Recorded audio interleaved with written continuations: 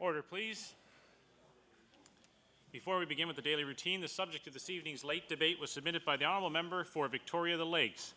And be it resolved that members of this House recognize the unique beauty of the constituency of Victoria the Lakes, and that debate will be held at the conclusion of normal business today.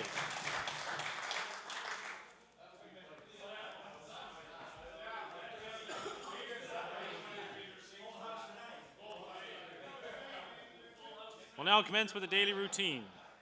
Presenting and reading petitions. Presenting reports of committees. The Honourable Minister of Justice. Thank you, Mr. Speaker. As Chairman of the Law Amendments Committee, I am direct to report the committee has met and considered the following bills. Bill number 9, an act to amend Chapter 18 of the Acts of 1998, the Municipal Government Act. Bill number 15, an act to amend Chapter 18 of the Acts of 1998, the Municipal Government Act. And Bill number 84, an act respecting the municipal taxation of wind turbine facilities. Committee recommends these bills for favorable consideration of the House without amendments. Ordered that these bills be referred to the Committee of the whole House on Bills.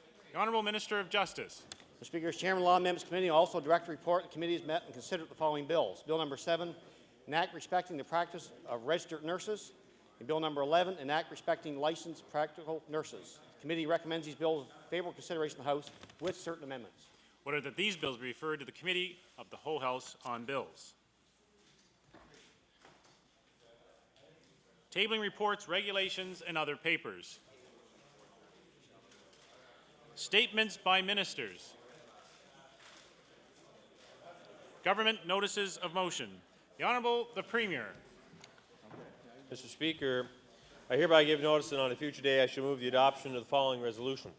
Whereas the second annual Autism Golf Ball was held last month in Halifax, raising over $85,000 to enhance support and awareness for the Provincial Autism Centre to help children and families affected by the autism spectrum disorder.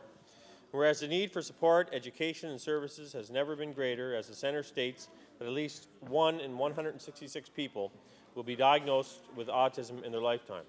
And whereas during the evening, the Sobeys Green Jacket Award was presented to Ms. Irene McLeod, who along with husband Brian has been an unsung hero in her work to raise awareness and funds for those dealing with this disorder.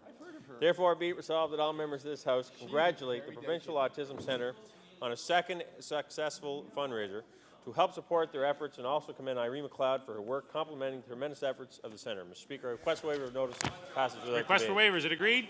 All those in favour of the motion, please say aye. Contrary, nay. Motion is carried. The Honourable Minister of Service, Nova Scotia and Municipal Relations.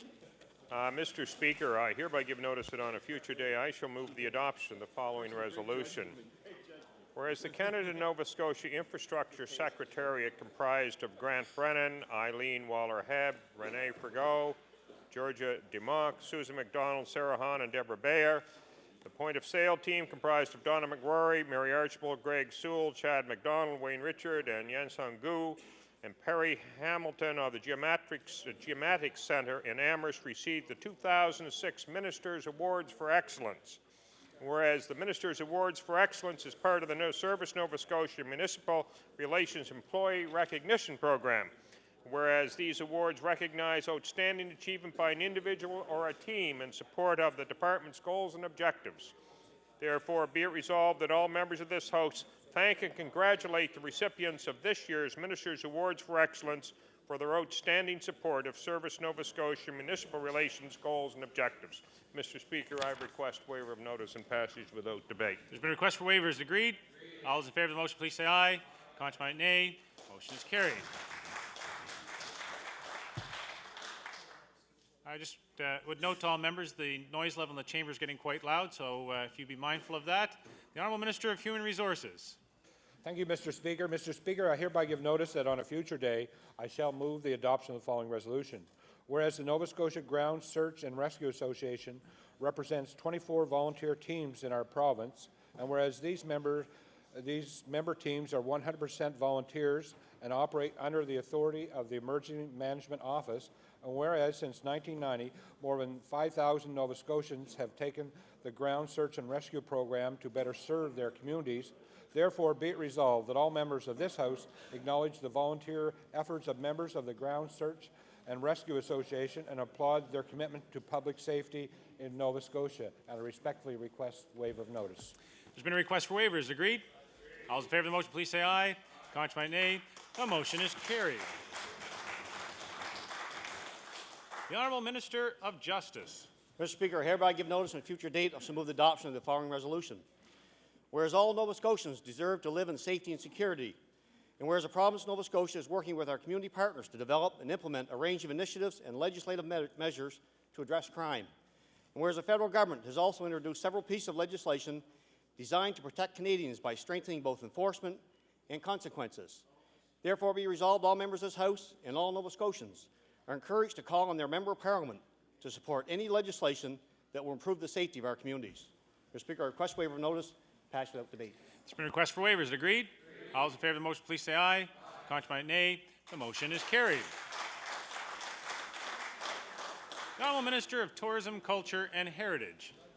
Thank you, Mr. Speaker. And Mr. Speaker, I hereby give notice that on a future day I shall move the adoption of the following resolution. Whereas the 10th Annual Music Nova Scotia Awards was held in Liverpool, Nova Scotia on November the 12th, 2006. And whereas close to 500 musicians, music industry representatives, and music fans attended the event, which showcased our rich and diverse music talent.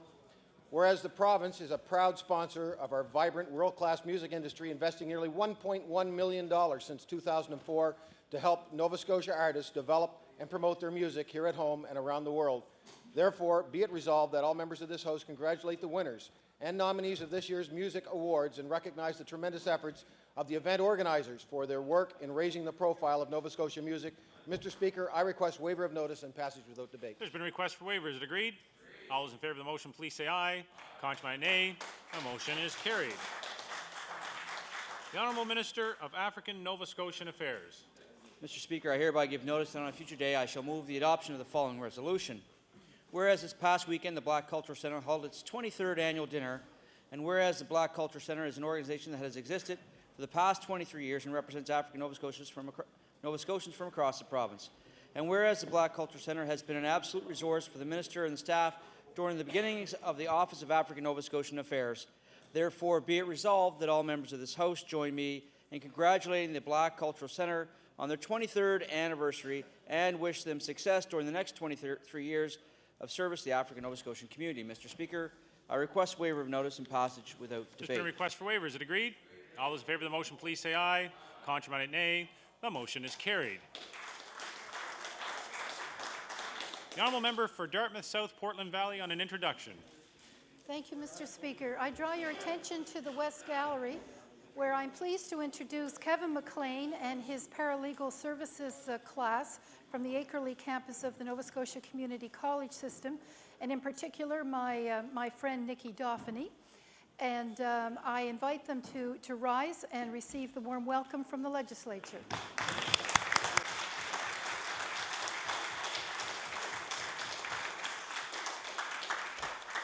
Indeed, welcome to our guests and all visitors in the legislature today.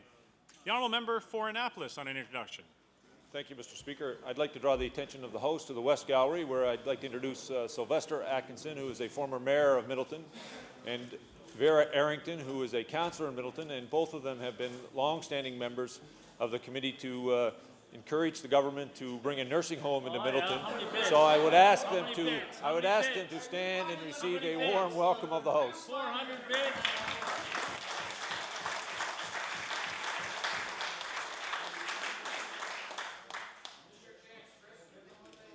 Introduction of bills.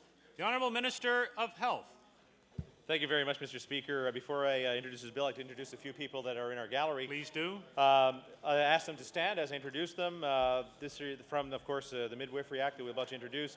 Kirsten Martin, Kelly Chisholm, Karen Robb, and Marion Dietz of the Association of Nova Scotia Midwives. Jan Catano from the Midwifery Coalition of Nova Scotia. Christine Saunier from the Atlantic Centre of Excellence in Women's Health. And I'd like to give them the warm welcome of the House.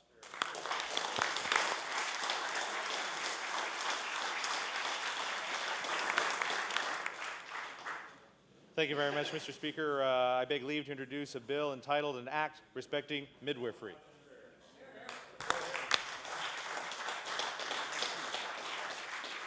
The Honourable Minister of Health begs leave to introduce a bill entitled an act respecting midwifery.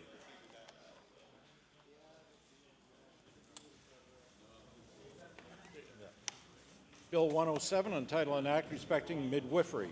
Ordered that this bill be read for a second time on a future day. The Honourable Member for Halifax Needham.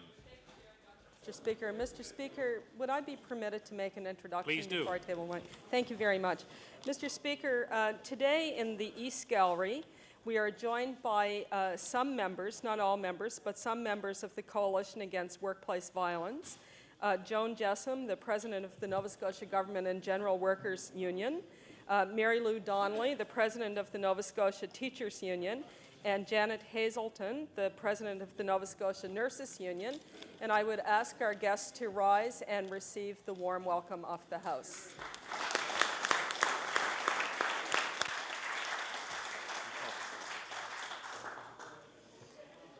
Thank you. Mr. Speaker, I beg leave to table a bill entitled An Act to Amend Chapter 475 of the Revised Statutes 1989, the Trade Union Act, respecting first contract arbitration.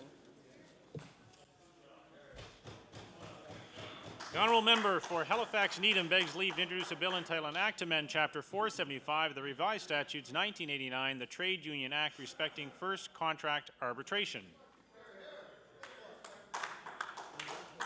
Bill 108, entitled an act to amend Chapter 475 of the Revised Statutes 1989, the Trade Union Act, respecting first contract arbitration. Ordered that this bill be read for a second time on a future day. The Honourable Member for Cape Breton South.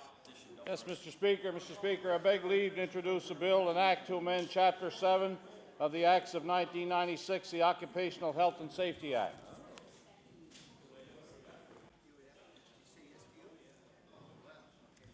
The Honourable Member for Cape Breton South begs leave to introduce a bill entitled an act to amend Chapter 7 of the Acts of 1996, the Occupational Health and Safety Act. Bill 109, entitled an act to amend Chapter 7 of the Acts of 1996, the Occupational Health and Safety Act. Ordered that this bill be read for a second time on a future day. The Honourable Member for Dartmouth South, Portland Valley. Thank you, Mr. Speaker. I beg leave to introduce a bill entitled an act to amend Order, Chapter please. 1. Order, please. The Honourable Member for Dartmouth South, Portland Valley has the floor. Thank you. I beg leave to introduce a bill entitled an act to amend Chapter 1 of the Acts of 1994-95, the Environment Act.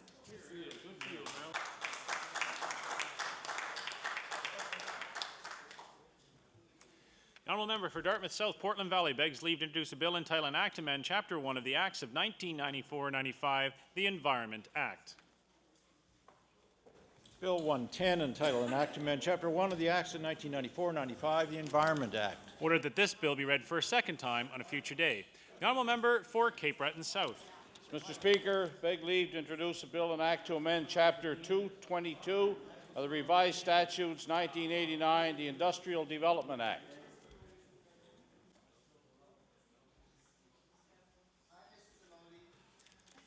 The Honourable Member for Cape Breton South begs leave to introduce a bill entitled an act to amend Chapter 222 of the Revised Statutes 1989, the Industrial Development Act.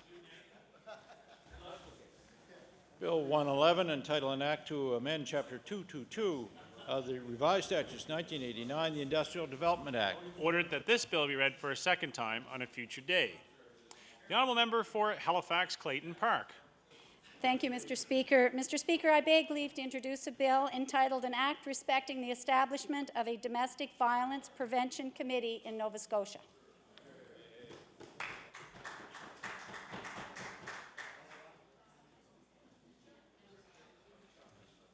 The Honourable Member for Halifax Clayton Park begs leave to introduce a bill entitled an act respecting the establishment of a domestic violence prevention committee in Nova Scotia. Bill 112, entitled an act respecting the establishment of a domestic violence prevention committee in Nova Scotia. Ordered that this bill be read for a second time on a future day.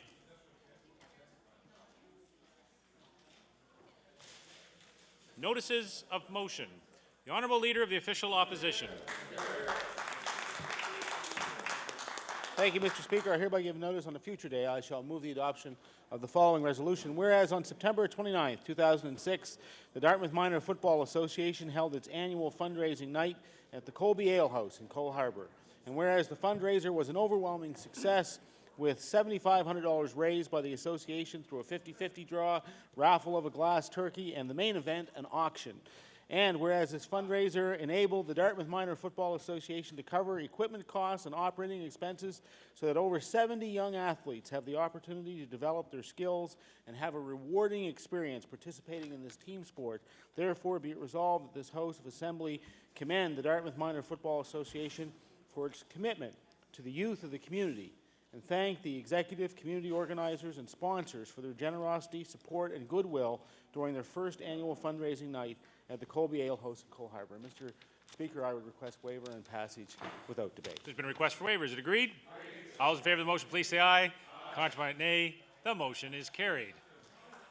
The honourable member for Preston. Thank you, Mr. Speaker. Mr. Speaker, I hereby give notice on a future day I shall move the adoption of the following resolution. Where Sheila Evans has earned a lifetime membership distinction with over 30 years as a member of the Royal Canadian Legion. Where Sheila Evans, for the past 3 years, has held the position of Service Officer at the Centennial Legion, Branch 160 in Westfall, helping the veterans firsthand with filling out forms, pension problems, etc., on site or at their home.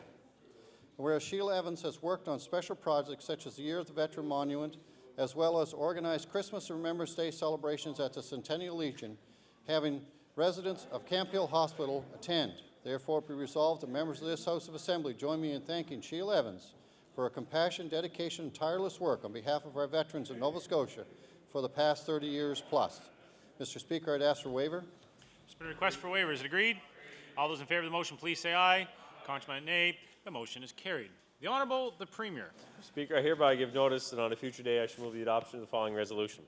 Whereas the Duke of Edinburgh Award is presented to commend young people who have met the standards of the program in both community service and self-improvement. Whereas the award founded 50 years ago by His Royal Highness Prince Philip helps foster personal excellence in our youth. Whereas this year, the Nova Scotia division of the Duke of Edinburgh's Award Young Canadians Challenge presented Jennifer Beaton of Port Hawkesbury with a Bronze Award certificate. Therefore, be it resolved that all members of this House congratulate Ms. Beaton for this special honor and for challenging herself to reach the goals set by the program. Mr. Speaker, I request waiver of notice, passage without debate. There's been a request for waivers. Agreed? All those in favor of the motion, please say aye. Contrary, nay. The motion is carried. The honourable member for Cole Harbour, Eastern Passage. Thank you, Mr. Speaker. I hereby give notice that on a future day I shall move the adoption of the following resolution. Whereas the province of Ontario conducted province-wide municipal elections on November 13, 2006, including the election of the Mayor of the City of Toronto. Whereas David Miller was first elected the Mayor of the City of Toronto in 2003 for a 3-year term of office. And whereas David Miller was re-elected as the Mayor of Toronto on November 13, 2006 with 57% of the vote, defeating over 35 other candidates for the position. Therefore, be it resolved that this House of Assembly congratulate David Miller on his re-election as Mayor of the City of Toronto and wish him and the new Toronto City Council the best of luck in the next 4 years. And I ask for waiver, Mr. Speaker. There's been a request for waivers. Is it agreed? All those in favor of the motion, please say aye. Contrary, nay. The motion is carried. The honourable member for Halifax Clayton Park. Thank you. Mr. Speaker, I hereby give notice that on a future day I shall move the adoption of the following resolution.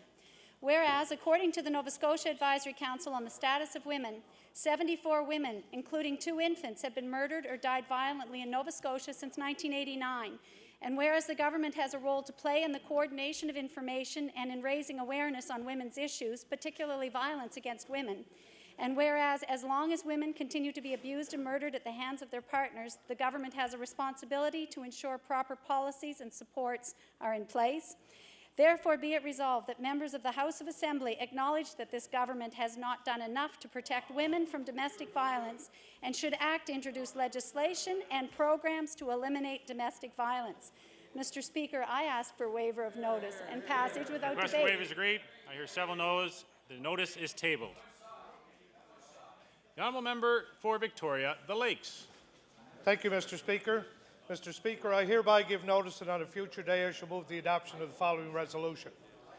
Whereas, despite the fact Christmas Day is officially just over 5 weeks away, the McNeil family of Christmas Island, Cape Breton County, had 9.9 million reasons yesterday for celebrating Christmas in November this year.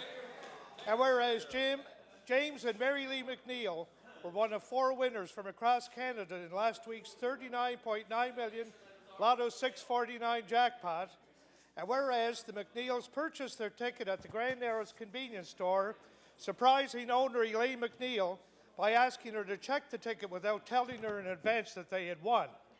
Therefore, be it resolved that all members of this House of Assembly congratulate Jim and Mary Lee McNeil on their outstanding win, and to store owner Elaine McNeil, who was also a winner, getting $99,000 or 1% value for selling the winning ticket. Mr. Speaker, I request waiver of notice and passage without debate. There's a request for waivers. Agreed. All those in favor of the motion, please say aye. Contrary by nay. The motion is carried. The honourable member for Halifax Needham. Thank you very much, Mr. Speaker. Mr. Speaker, I hereby give notice that on a future day I shall move the adoption of the following resolution. Whereas Shirley Bernstein has been an active and respected member of Nova Scotia's musical community throughout her life as a performer, a musical director, and especially as a teacher, and has received numerous awards and recognition of her accomplishments. And whereas Shirley Bernstein has been an active and dedicated volunteer at the Northwood Community Centre since 1988, where she developed a musical program that led to the creation of the Northwood Players, a musical ensemble with over 80 members drawn both from Northwood and from the larger community, and which performs throughout the region. And whereas Northwood will recognize Shirley Bernstein's years of commitment to bringing music to Northwood and the larger community by dedicating the Shirley Bernstein Hall, an activity and program center at Northwood, in a ceremony on Thursday, November the 16th, 2006. Therefore, be it resolved that the Nova Scotia House of Assembly thank Shirley Bernstein for her lifetime of service to the community, and especially to Northwood Community Centre, and extend congratulations to Shirley Bernstein on the occasion of the dedication of the Shirley Bernstein Hall. And Mr. Speaker, I request waiver of motion and passage without debate. There's been a request for waivers. Is it agreed? All those in favor of the motion, please say aye. Contrary by nay. The motion is carried. The honourable member for Annapolis. Thank you, Mr. Speaker. Hereby give notice that on a future day I shall move the adoption of the following resolution. Whereas all children deserve a loving and stable home in which they can live, and whereas there are more than 100 children and youth in permanent care in Nova Scotia who are waiting to be adopted into a loving home, and many of these children are older or have special needs, and whereas November has been designated as Adoption Awareness Month, a time to remember that every child and young person in Nova Scotia deserves a permanent and loving home of their own. Therefore, be it resolved that the members of the House of Assembly acknowledge the work being done to help these children find a loving home and convey our gratitude to those who have adopted our children. Mr. Speaker, I ask for waiver of notice and passage without debate. There's been a request for waivers. Is it agreed? All those in favor of the motion, please say aye. Contrary by nay. The motion is carried. The honourable member for Hants West. Thank you, Mr. Speaker. Mr. Speaker, I hereby give notice that on a future day I shall move the adoption of the following resolution. Whereas Windsor West Hants is a memorable spot to gather with loved ones and dear friends, and whereas Windsor West Hants is a place to explore our own history as you forge lasting friendships for the future. And whereas the family and extended family of my esteemed colleague from Waverley Beaverbank Fall River gathered in Windsor during Sam Slick days, therefore be it resolved that all members of this House of Assembly give our sincere thanks and appreciation to the Parrish Jackson family for choosing to gather their clan in my constituency, which also happens to be an integral part of their ancestral home. Mr. Speaker, I request waiver of notice and passage without debate. There's been a request for waivers. Agreed? All those in favor of the motion, please say aye. Contrary by nay. The motion is carried. The honourable member for Pictou West. Thank you, Mr. Speaker. I hereby give notice, and on a future day I shall move the adoption of the following resolution. Whereas heavy trucks accounted for over 20 billion vehicle kilometers in 2004, a number expected to have increased for 2005 and 2006, and whereas trucking in Atlantic Canada accounts for the majority of goods stocked on store shelves, leading to the industry catchphrase, if you bought it, a truck brought it. And whereas September 17th to 23rd was designated as National Trucking Week in Canada, a time to recognize that it takes drivers, technicians, managers, and countless personnel to move all the items we use on a daily basis. Therefore, be it resolved that this House of Assembly recognize National Trucking Week and thank the men and women of the trucking industry for their hard work and dedication. And Mr. Speaker, I request waiver of notice and passage without debate. There's been a request for waivers. Agreed? All those in favor of the motion, please say aye. Contrary by nay. The motion is carried. The honourable member for Digby Annapolis. Thank you, Mr. Speaker. Mr. Speaker, I hereby give notice that on a future day I shall move the adoption of the following resolution. Whereas our coastal communities and fishing industry is an integral part of Nova Scotia's past, present, and future. Whereas the Digby Wharf is home to some 100 fishing vessels, 50 recreational boats, and protects the town of Digby from storms of various kinds. And whereas the government of Nova Scotia has done little to aid the people of this area who rely on the wharf. Therefore, be it resolved, the members of the House of Assembly urge the government of Nova Scotia to put the past behind them and work with Digby Harbour Authority to come to a pleasant and productive resolution to this situation. Mr. Speaker, I ask for waiver and passage without debate. Request for waiver is agreed. I hear several noes. The notice is tabled. The honourable member for Pictou Centre. Thank you, Mr. Speaker. Mr. Speaker, I hereby give notice that on a future day I shall move the adoption of the following resolution. Whereas two long-serving members of the New Glasgow Police Force retired on November the 2nd of this year after dedicating 34 years to their community. And whereas Sergeant Alec Brown and Sergeant Jim Lyons exemplified the superior qualities that are found in outstanding officers, such as accountability, respect, and integrity. And whereas through their work, Sergeant Brown and Sergeant Lyons worked in partnership with the community to provide quality services and the best in maintaining law and order. They will now continue to serve their community through volunteer endeavors. Therefore, be it resolved that all members of this House send their best wishes for the future to Sergeant Alec Brown and Sergeant Jim Lyons of the New Glasgow Police Force on their retirement. People of New Glasgow benefit for over 3 decades from their bravery and dedication and can now look forward to benefiting from their volunteer service and dedicated community involvement. Mr. Speaker, I request waiver of notice and passage without debate. Request for waiver is agreed. All those in favour of the motion, please say aye. Contrary, nay. The motion is carried. The honourable member for Timberley Prospect. Mr. Speaker, I hereby give notice that on a future day I shall move the adoption of the following resolution. Whereas Halifax County's under-14 girls soccer team captured a bronze medal at the Nationals in Toronto in October of this year, and whereas this medal recognizes a remarkable season of many accomplishments, whereas Coach Ken Burton and Assistant Coach Mike Malone, all players, parents, and team supporters should be proud of their achievement. Therefore, be it resolved that this House of Assembly congratulate the Halifax County girls under-14 soccer team on their bronze win at the Nationals. I ask for waiver and passage without debate, Mr. Speaker. Request for waiver is agreed. All those in favour of the motion, please say aye. Contrary, nay. The motion is carried. The honourable member for Glace Bay. Mr. Speaker, I hereby give notice on a future day I shall move the adoption of the following resolution. Whereas the MLA for Richmond was first elected to the House of Assembly in March 1998 at the age of 25, becoming the youngest member of the Nova Scotia House of Assembly this century. And whereas the MLA for Richmond grew up in the small French-speaking fishing village of Petit de Gras with his parents and 3 siblings, spending most of his summers working in the local fishery until leaving for Dalhousie University, where he obtained a BA in History and his law degree.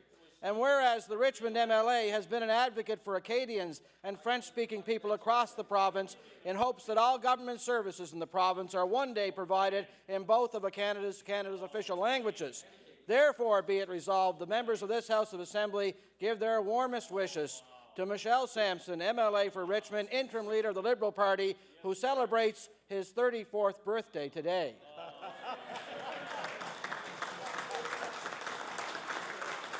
Mr. Speaker, I ask for waiver of notice and passage without debate. The request for waiver is agreed. All those in favour of the motion, please say aye. Contrary, nay. The motion is carried. The Honourable Minister of Service, Nova Scotia and Municipal Relations. Thank you, Mr. Speaker. I hereby give notice that on a future day I shall move the adoption of the following resolution. Whereas the Truro Sport Heritage Society officially opened the Colchester County Sport Hall of Fame on November 3rd, 2006. And whereas the Colchester County Sport Hall of Fame now has a permanent home in the recently opened Marigold Centre, it consists of all of the honor roll inductees in the 22-year history of the Truro Sport Heritage Society. Whereas as part of the official opening, 7 members were added to the Hall of Fame: Mike Henderson, Jim Cumming, Randy Kroll, Dave Pears, and deceased athletes Hanson Tyndall, Jack Learmont, and Vern Newthopper. Therefore, be it resolved that all members of this House congratulate the Truro Sport Heritage Society on the official opening of the Colchester County Sport Hall of Fame and thank it for its continuing contribution to the recognition of athletic excellence in Colchester County. And Mr. Speaker, I request waiver of notice. This request for waiver is agreed. All those in favor of the motion, please say aye. Contrary, nay. The motion is carried. The Honourable Leader of the Official Opposition. Thank you, Mr. Speaker. I hereby give notice that on a future day I shall move the adoption of the following resolution. Whereas Habitat for Humanity is a national nonprofit organization bringing together volunteers and community partners to build affordable houses. And whereas on Saturday, September 30th, 2006, Habitat for Humanity Halifax Dartmouth held a dedication ceremony in the Forest Hills Coal Harbour area. And whereas this dedication ceremony saw 3 Habitat partner families receive keys and enthusiastically take possession of their new homes. Therefore, be it resolved that this House of Assembly recognize the essential work Habitat for Humanity Halifax Dartmouth is doing to promote home ownership and give thanks to the many volunteers, fundraisers, and sponsors for their efforts to provide affordable housing in this province. And Mr. Speaker, I would request waiver and passage without debate. Request for waiver is agreed. All those in favor of the motion, please say aye. Contrary, nay. The motion is carried. The Honourable Minister of Finance. Thank you, Mr. Speaker. Mr. Speaker, I hereby give notice that on a future day I shall move the adoption of the following resolution. Whereas each year the Canada Council for the Arts nominates writers in a number of categories to receive the Governor-General's Literary Award. And whereas William Gilkerson of Martins River, Lunenburg County, has published 11 books and is well known around the world as a marine artist. And whereas William Gilkerson has been chosen as one of 5 finalists to receive the Governor-General's Award in the Children's Literature category for his book, Pirate's Passage. Now therefore it be resolved that all members of this House of Assembly congratulate William Gilkerson on his nomination to receive the Governor-General's Award in the Children's Literature category. Mr. Speaker, I request waiver of notice and passage without debate. This request for waiver is agreed. All those in favor of the motion, please say aye. Contrary, nay. The motion is carried. The Honourable Minister of Human Resources. Thank you very much, Mr. Speaker. And Mr. Speaker, I hereby give notice that on a future day I shall move the adoption of the following resolution. Whereas veteran George Evans of Amherst, Nova Scotia, received an honourable pin in the mail recently known as the Arctic Star emblem, and whereas Mr. Evans received this recognition of service to his country, having served north of the Arctic Circle and west of the Urals between September of 1939 and May of 1945, and whereas he served on convoy PQ-16 from May 22nd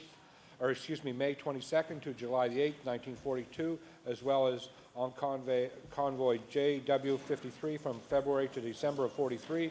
Therefore, be it resolved that all members of this House join me in sending our congratulations to veteran George Evans for receiving this honour and thank him for his military service in the Merchant Marine for our country. And, Mr. Speaker, I respectfully request waiver of notice. Request for waiver is agreed. All those in favor of the motion, please say aye. Contrary, nay. The motion is carried. The Honourable Member for Pictou Centre. Mr. Speaker, I hereby give notice on a future day I shall move the adoption of the following resolution.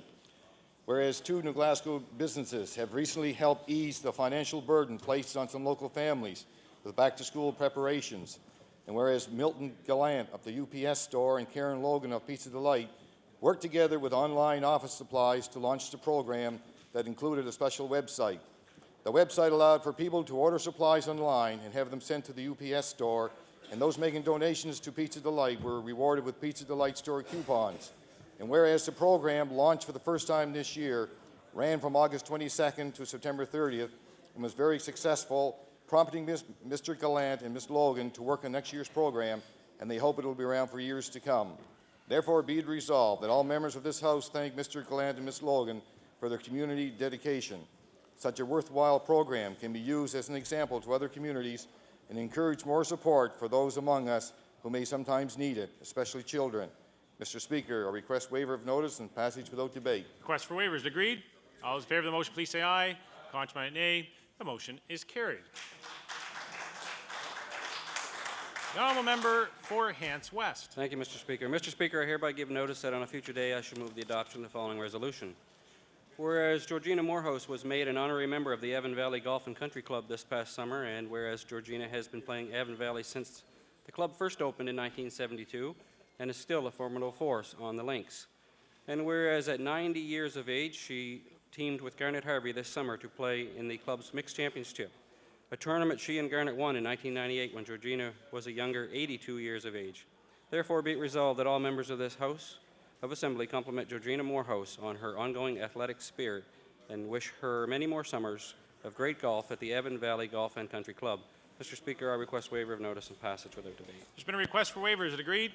All those in favor of the motion, please say aye. Contrary, nay. Motion is carried. Orders of the day, oral questions put by members. Question period will begin at 2:42 and end at 4:12. The Honourable Leader of the Official Opposition. Thank you very much, Mr. Speaker. My first question will be through you to the Premier. I'm going to begin by tabling an article from the Valley Today in which the former Tory candidate for Annapolis admits that he promised a nursing home to the community of Middleton. But there is a kicker, Mr. Speaker. He says that it was if he was elected. Well, Mr. Speaker, members of the Middleton and Area Nursing Home Society are here today to hear the words directly from the Premier and the Minister of Health. So, Mr. Speaker, through you to the Premier, I would ask this question: will Middleton get a nursing home, yes or no? The Honourable the Premier. Mr. Speaker, the one thing that we can be very proud of over the last number of years as a government, Mr. Speaker, since 1999, whenever we have made decisions in health care, we've always ensured that we've made them with the best possible evidence. We've used the information at hand, Mr. Speaker, and we will do the same for our continuing care strategy as to where the beds go across the province. I indicated, Mr. Speaker, that areas such as Middleton, and I know that Middleton is one of those areas who have worked extremely hard on getting beds, I can assure that member and all members, Mr. Speaker, that they will be treated very, very fairly in this process. I have no doubt that there will be beds going in that region of the province. The Honourable Leader of the Official Opposition on your first supplementary.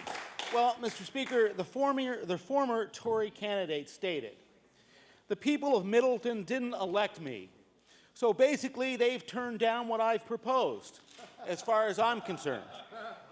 Well, the Conservatives promised more nursing home beds in 1999. The Conservatives promised more nursing home beds in 2003, but instead, Mr. Speaker, they cut the number of nursing home beds. So, Mr. Speaker, through you, I want to ask the Premier, why doesn't your government keep the promises made by the candidates that they endorsed, the candidate that they authorized, the candidate whose papers they signed, and the promises that they made to all of the families who need nursing home care? The Honourable the Premier. Mr. Speaker, as I stated yesterday, and I'll repeat my answer, Mr. Speaker, the Minister and the staff are doing the appropriate steps in this process for the continuing care strategy. There is over 800 beds going to be going out. Middleton, as with every other community, will be treated fairly in that process. They deserve no less. And, Mr. Speaker, I wouldn't want to suggest that Middleton's going to get 40 beds. Perhaps it'll be more beds that they're going to get in this process. It has to be evidence-based, Mr. Speaker. It has to be fair to the community. And it's not something, Mr. Speaker, that should be politicized here in the Florida Legislature. The Honourable Leader of the Official Opposition on your final supplementary. Politicized, Mr. Speaker. This from the Premier, who during the campaign had his candidate tell the people of Middleton at the all-party debate that they were going to get a nursing home in Middleton. The people of Middleton remember those commitments, they remember the campaign literature, and they remember the specific references to the conversations with the Premier and the Minister of Health confirming the promise. So my question, Mr. Speaker, to the Premier is, when will he do the honourable thing? When will he do the honourable thing and recognize the need that has existed for so many years and put a nursing home in Middleton? The Honourable the Premier. Thank you very much, Mr. Speaker, and I go back to my previous answer. The people of Middleton will be treated very fairly In the process that we have put forward, Mr. Speaker, I would not want to suggest, as I said, they would get 40 beds. They may get more beds in that area, Mr. Speaker. The reality, Mr. Speaker, it must be an evidence-based process. We have over 800 beds that are going out across the province. But, Mr. Speaker, I will say this.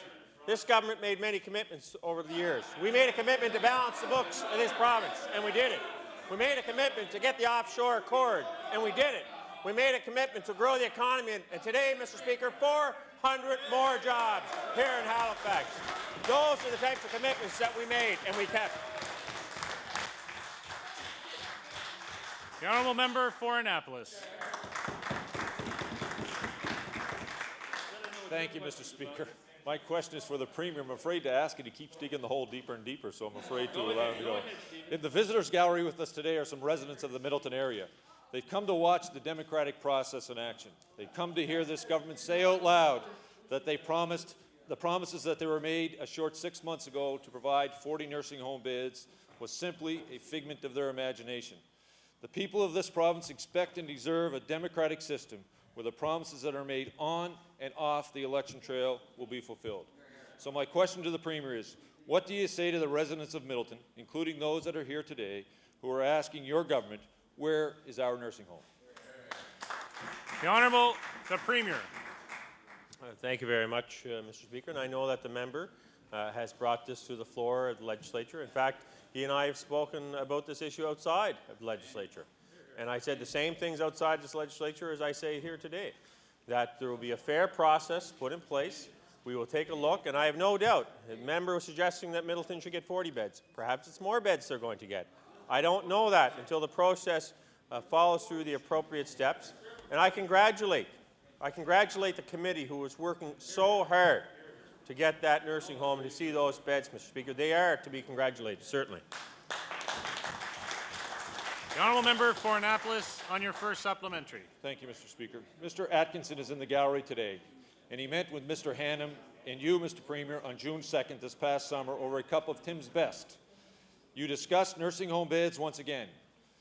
When told that Mr. Hannam and the minister had promised 40 nursing home beds for Middleton, you said, if that's what the minister said, that's what will happen. The Premier has accused me of playing games with this issue. Well, Mr. Premier, I think it is my responsibility to stand up for the people of Annapolis, and I don't think broken promises are anything that should be taken lightly. The finger-pointing games that are being played by your side of the House. And while we sit here playing he said, she said, 2008 is quickly approaching. The process is a long process, and the people of Richmond certainly understand what lies ahead for the people of Middleton. So my question for you, Mr. Premier, is this.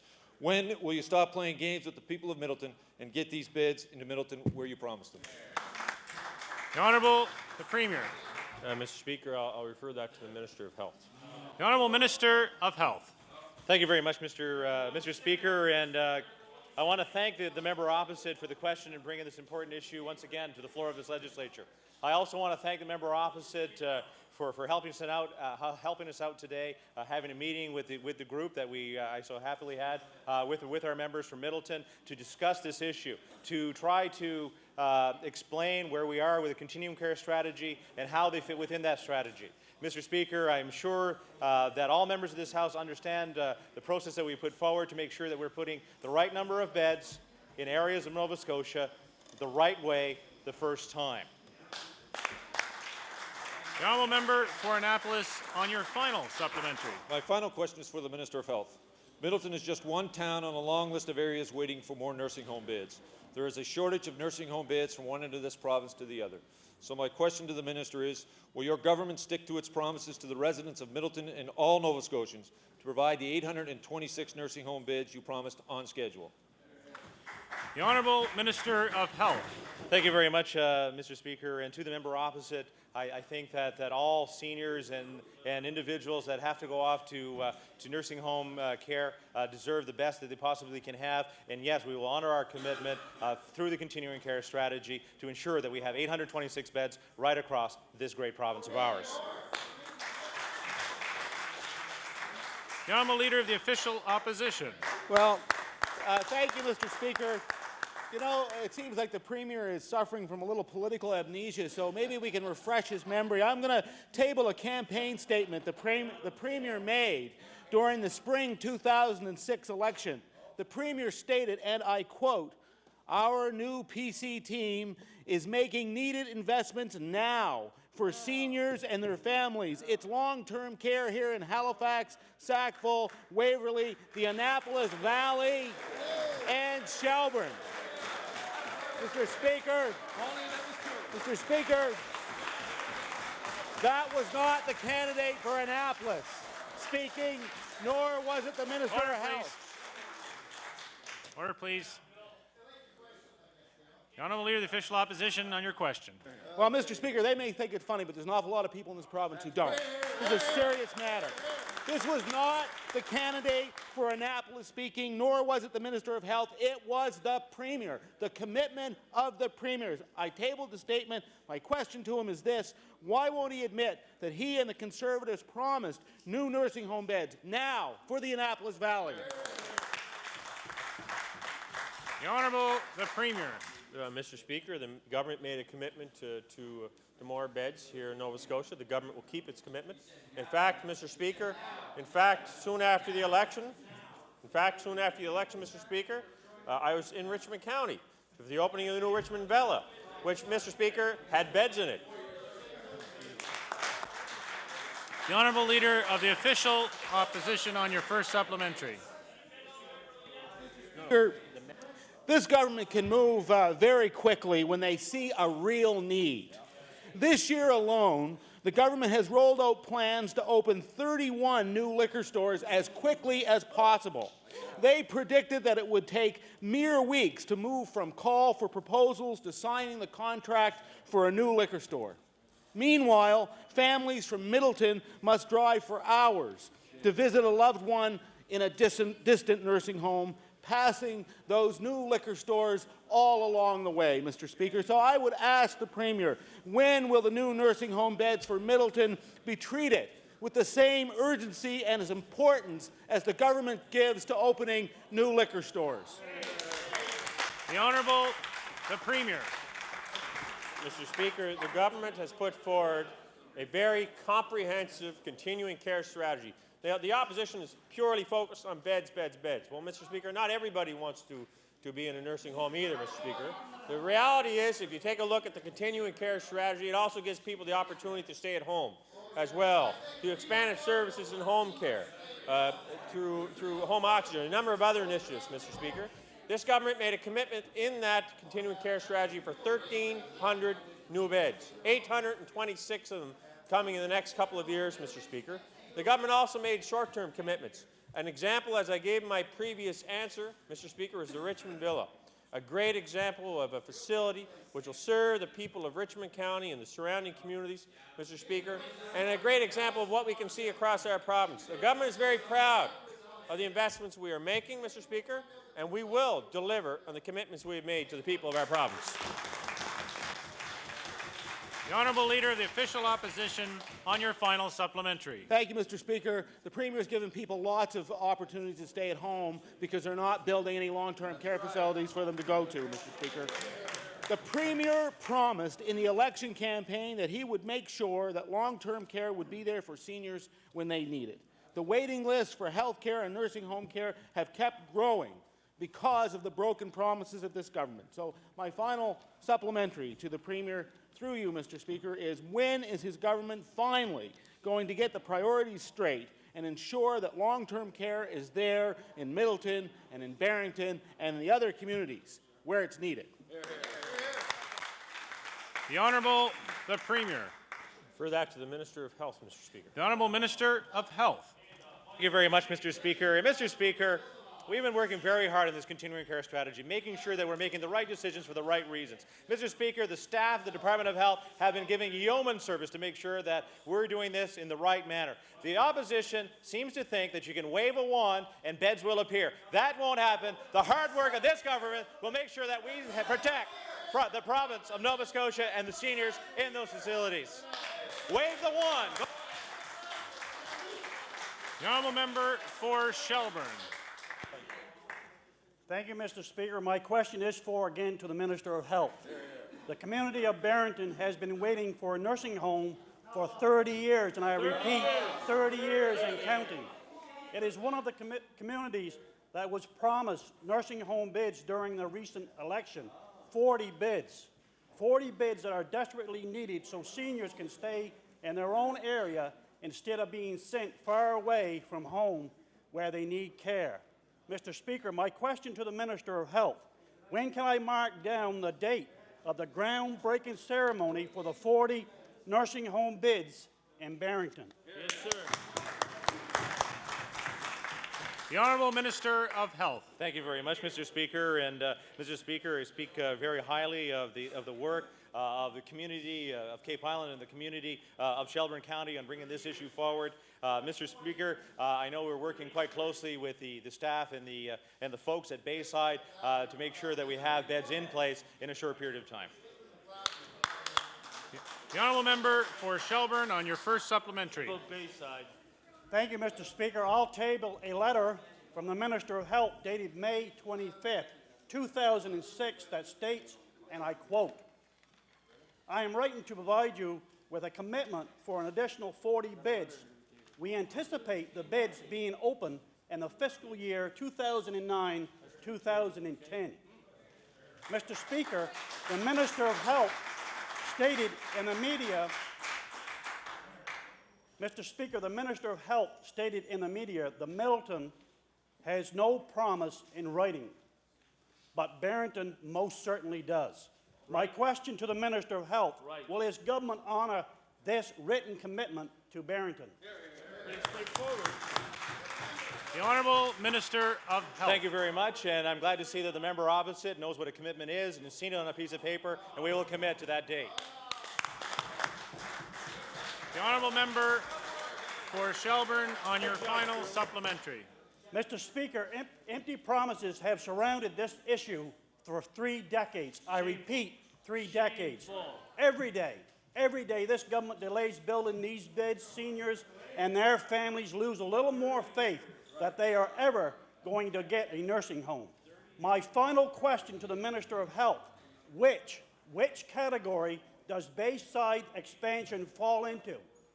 Empty promises, propaganda, or reality? Right on, right on. The Honourable Minister of Health. Thank you very much, Mr. Speaker. And again, he has a commitment on paper. We made a commitment to the individuals and to the good citizens of Shelburne County to make sure that we have an expansion at Bayside. We will commit to that. The Honourable Leader of the Liberal Party. Today, Mr. Speaker, we see a further result of this Premier's gas regulation system in Nova Scotia. We have the highest gas prices in the maritime provinces, and we now have at least 11 retailers who may run dry of petroleum products in rural Nova Scotia. Mr. Speaker, the Premier said gas regulation would protect small rural stations. But under the Premier's system, with the support of the NDP, 11 stations do not know where they will get their next gas supply from. Mr. Speaker, so what has regulation brought us? High gas prices, majority of dealers opted out of regulation, and now 11 rural stations face closure. So my question is, how has the Premier's gas regulation system provided protection to the 11 stations looking for a gas supplier today under his system? The Honourable the Premier. I refer that to the Minister of Service, Nova Scotia, and Municipal Relations. The Honourable Minister of Service, Nova Scotia and Municipal Relations. Thank you, Mr. Speaker, and it sounds to me like the honourable member is now complaining that gas prices in Nova Scotia are not high enough. Mr. Speaker, we're a very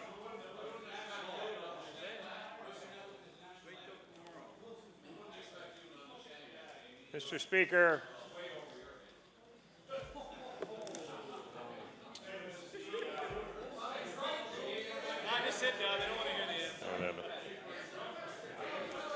Order. Order, please. The Honourable Minister of Service, Nova Scotia Municipal Relations, on your answer. Extremely disappointed with the actions taken by the particular distributor. In this case, we all know who it is. It's Wilson's Fuels. The company has chosen to punish the smallest distributors in rural stations and only those that have opted to go under the regulated system.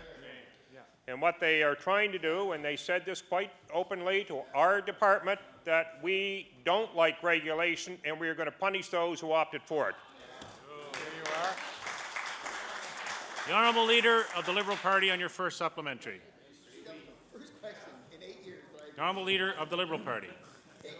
Mr. Speaker, this is the Premier's system. He is the one forcing higher prices on Nova Scotians. He is the one forcing rural retailers to run out of gasoline. Mr. Speaker, it has been a poorly administered system, it's a poorly structured system, and no one is happy within this climate. Mr. Speaker, the majority of Nova Scotians are opposed to the Premier's regulated system.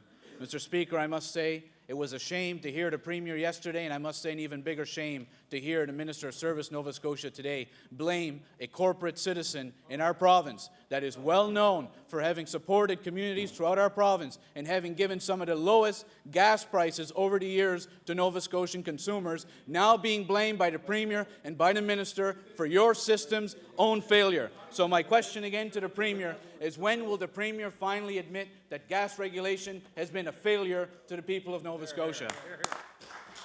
The Honourable the Premier. Refer that to the Minister responsible. The Honourable Minister of Service Nova Scotia and Municipal Relations. Mr. Speaker, there are a number of gas wholesalers in this province, and it's interesting that only one has decided to take the action that it did. And I might say that on Friday, November 3rd, a representative of that corporation informed us that they would cut off the supply to small rural distributors one by one, and I think actually the words were, we'll put a bullet in their head as a protest against regulation.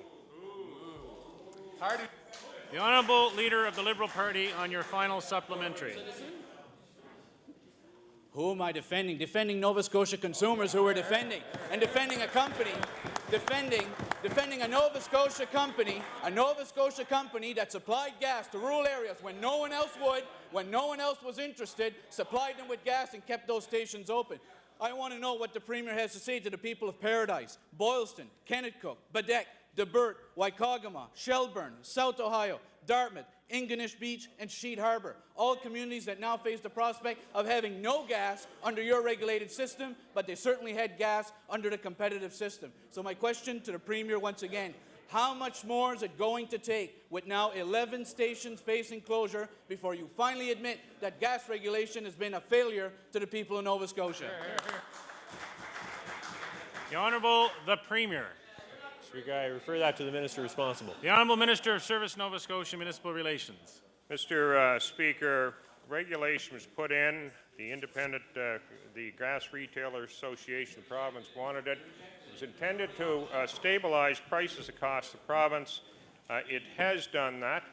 Mr. Speaker, there's no question that not everybody was in favor of regulation. I mean, there's no question any of the distributors were not particularly interested in price regulation.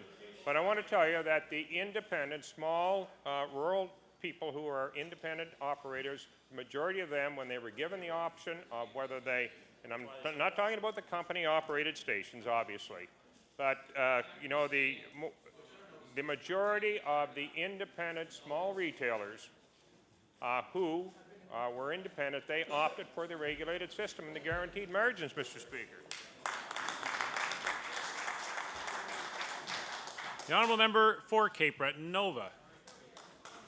Thank you, Mr. Speaker. Mr. Speaker, my question is for the Minister of Health. Anne McDonald's mother waited near the top of the list for a nursing home bed at the Harborstone for 14 months before just getting placed this weekend. Beds open, but patients in hospital beds, transitional units, and adult protection cases get the beds first, and there's not much left for people waiting in their home. My question to the Minister of Health is, why is there no balance in the policy to allow people in the community fair access to nursing home beds? The Honourable Minister of Health. Thank you very much, Mr. Speaker. And as the member knows, that there is pressure in that system right now, as been the questions came forward just previously. Mr. Speaker, as we move down the road of increasing the beds in the province, and of course Cape Breton has been one of those areas which is beginning its a number of beds in the near number of days. I know there's some construction going on right now. So we're hoping that in the near future that the policy can be changed to accommodate the new beds in that system. The honourable member for Cape Breton Nova on your first supplementary.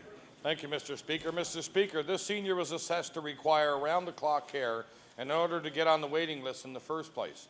The sad irony is that if she experienced a health episode and landed in the hospital, she would have jumped her own waiting list to get a bed sooner, Mr. Speaker.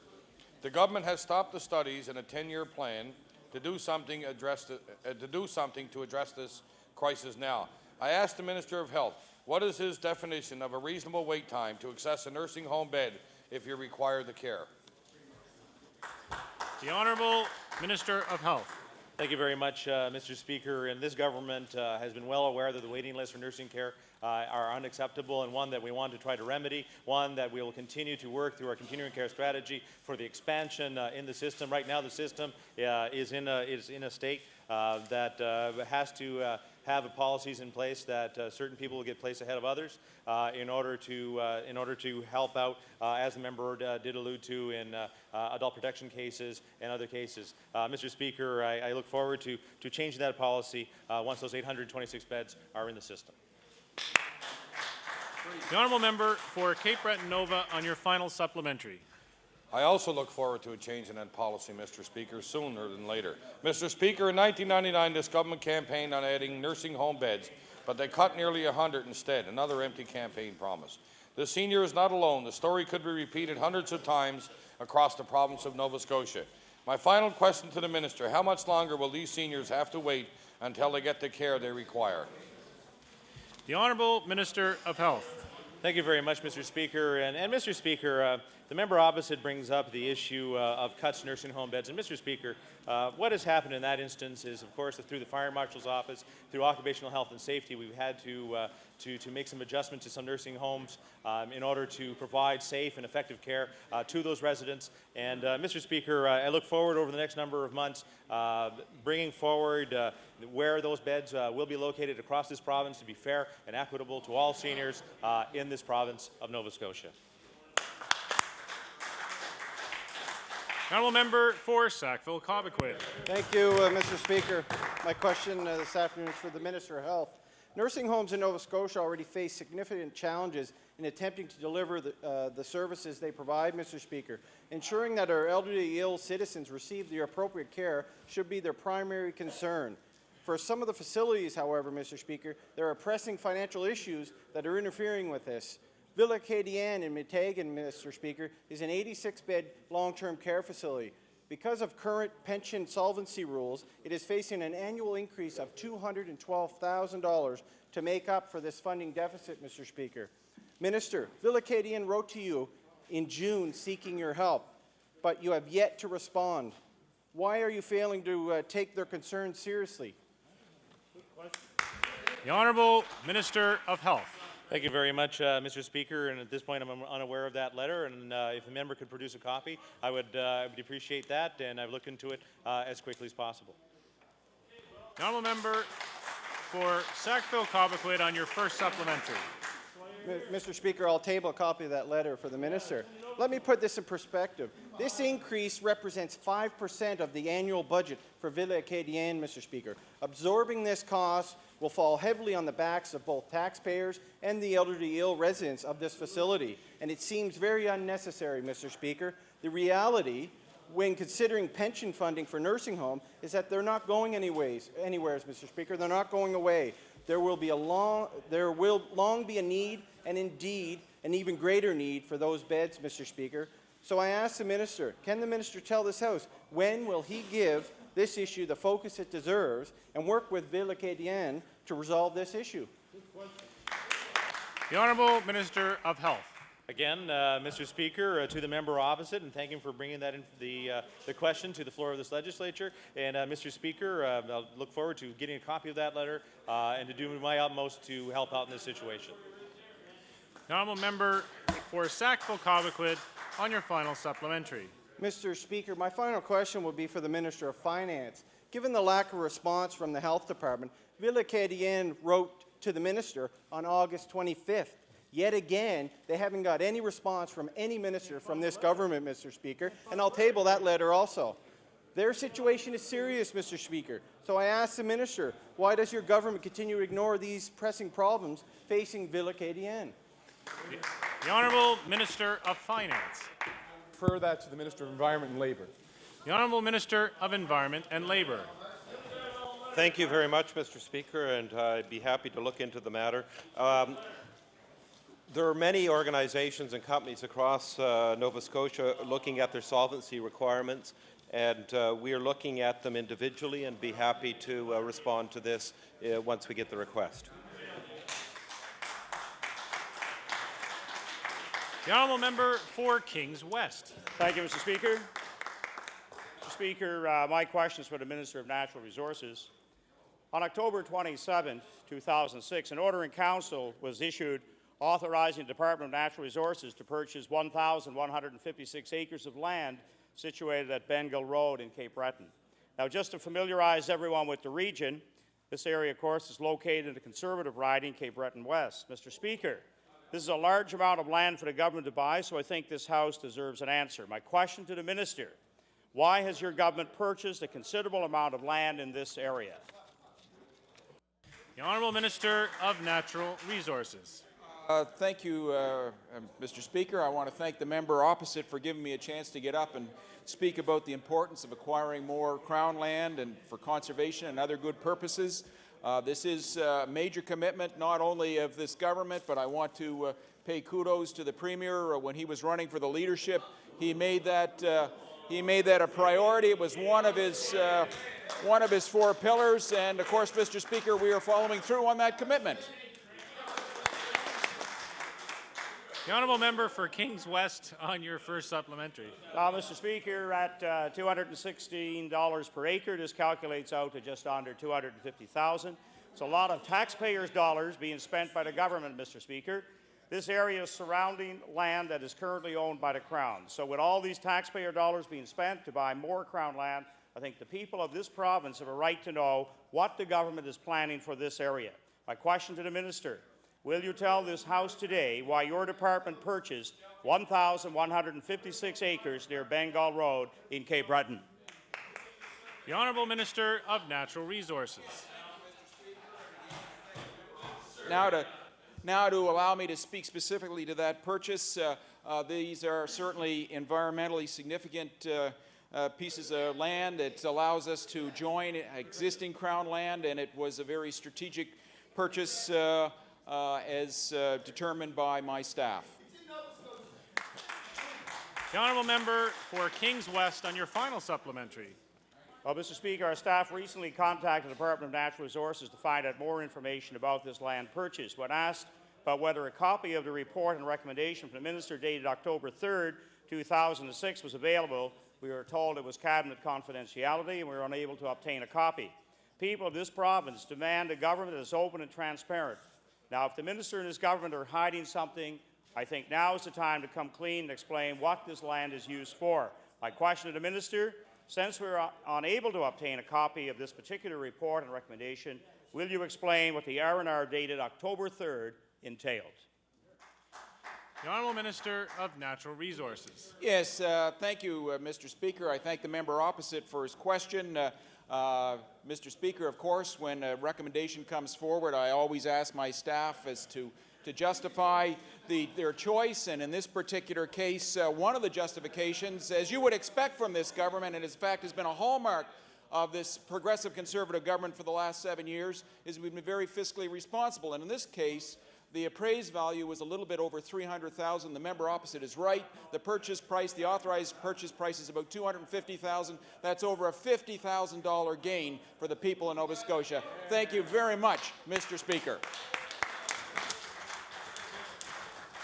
The Honourable Member for Halifax Fairview. Thank you. My question is for the Minister of Health. Mr. Speaker, yesterday the government of Manitoba announced that effective today, all fees for interfacility ambulance trips will be dropped. The news release quotes the Manitoba Minister of Health as saying, quote, Manitobans told us the fees for interfacility transports weren't fair, and we have listened, end of quote. The premier's a doer.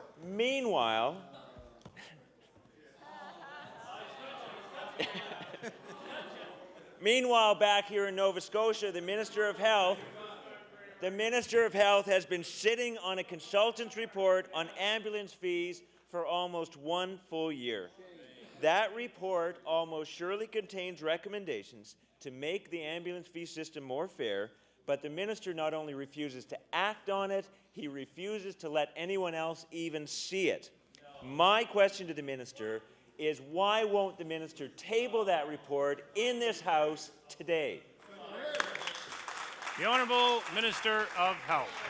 Mr. Speaker, the member opposite brings up an issue, and I haven't seen the information from Manitoba. I look forward to maybe reviewing that one as well. Mr. Speaker, we do have the best ground ambulance system, I would say, in North America.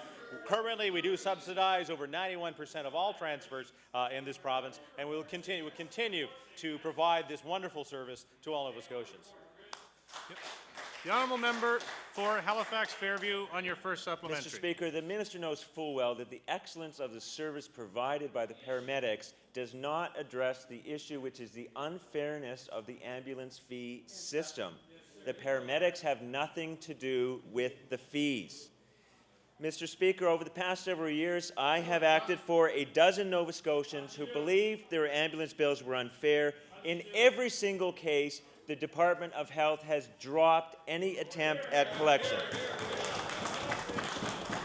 The only conclusion is that the Department of Health knows the system of ambulance fees is broken, but the minister has been sitting on that consultant's report for 1 full year instead of trying to fix it. My question to the minister, if Manitoba can address fairness issues in the system of ambulance fees, why can't Nova Scotia? The Honourable Minister of Health. Thank you very much, Mr. Speaker. And as the member alludes to, that the firm was hired to do an independent review of the ground ambulance fees. That review has been provided to the Department of Health, and we'll continue to review that by staff and hopefully to have a recommendation come forward in the very near future. The Honourable Member for Halifax Fairview on your final supplementary. Mr. Speaker, that answer would be understandable if the minister had received the report yesterday. He received it at the end of last November. Mr. Speaker, it is long past time that this minister and this government dealt with the issue of fairness in ambulance fees. So I ask the minister again, if he didn't release that report almost a year ago when he got it, and he won't release it today, then what on earth is he waiting for? The Honourable Minister of Health. Thank you very much, Mr. Speaker. And Mr. Speaker, I can say that this to all members of the House, that recommendations of this review have implications that will affect everyone, some negatively and some positively. It is important to weigh these carefully to ensure that decisions made are in the best interest of all Nova Scotians. The Honourable Member for Cape Breton South. Mr. Speaker, my question today is for the Minister of Community Services.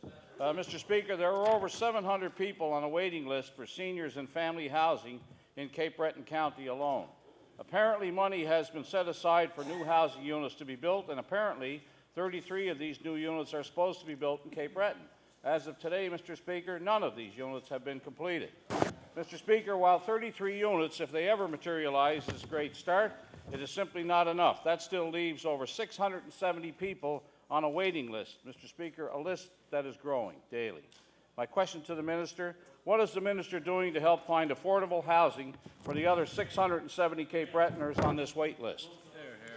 The Honourable Minister of Community Services. Well, thank you very much, Mr. Speaker, and I thank my honourable colleague for the question. I know that his concerns are serious, and indeed he speaks from the heart, Mr. Speaker, on this issue. Mr. Speaker, this government has committed $37.3 million under Phase 1 of the housing.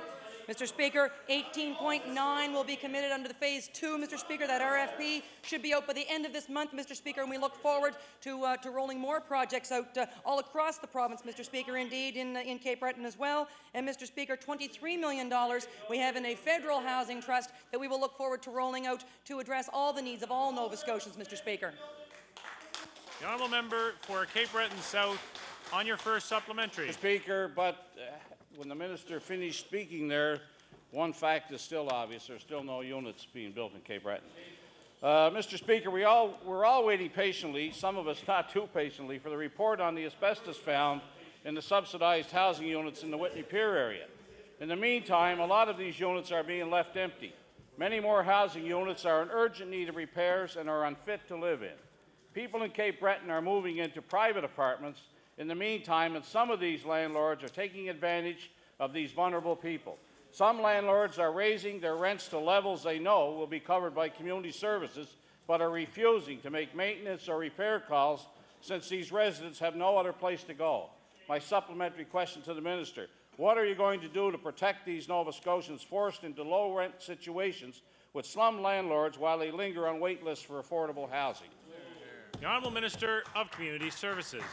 Well, thank you very much, Mr. Speaker. Mr. Speaker, I would remind all members of this House that under the Phase 1 commitment of the housing, we indeed have a total over 200 units, Mr. Speaker, for the Cape Breton region. We have 30 new rentals, Mr. Speaker, 104 rental preservation, which is extremely important, Mr. Speaker, given that we have a tremendous 76% of home ownership in Cape Breton, Mr. Speaker. We have 65 home preservation projects that have taken place, Mr. Speaker, and 3 rent supplements, Mr. Speaker, for students. So, Mr. Speaker, that's over $1 million commitment on behalf of this government, a $4 million commitment, Mr. Speaker, on behalf of this government to the residents of Cape Breton, Mr. Speaker. The honourable member for Cape Breton South on your final supplementary. Mr. Speaker, one thing I will say, that minister is the best spin doctor to come out of that caucus in a long time. Let me tell you. But the fact of the matter is, Mr. Speaker, there are still, Mr. Speaker, 700 people on the waiting list, and Mr. Speaker, there are still no more new units in Cape Breton. My final supplementary: I received a call from the Housing Authority in Cape Breton to share some of the frustrations with the wait list. There is one woman in particular who was on a wait list for 6 different housing units, and the best she can do is 23rd in line. Another woman who was 77 years old is 53rd on the wait list for a senior housing unit in her area. And I hate to say this, Mr. Speaker, but by the time the community services gets around to putting that poor lady into a unit, she probably won't need it anymore. My final supplementary to the minister: what does the minister say to these women who have been waiting and will continue to wait for affordable housing in their area while this minister and that department does nothing about new units in Cape Breton? The Honourable Minister of Community Services. Mr. Speaker, I thank my honourable colleague for the compliment. I take his compliment and I use that in high regard, Mr. Speaker. Fact is, Mr. Speaker, over $14 million was spent, Mr. Speaker, on repair and renovation programs, Mr. Speaker. Over 730 of those were households in Cape Breton, Mr. Speaker. I won't speak to the specifics of any case, Mr. Speaker, as this honourable colleague and all members of this House know I cannot do. But I certainly will make the commitment to all Nova Scotians, Mr. Speaker, to ensure that our department, indeed this government, responds to the needs of Nova Scotians, Mr. Speaker.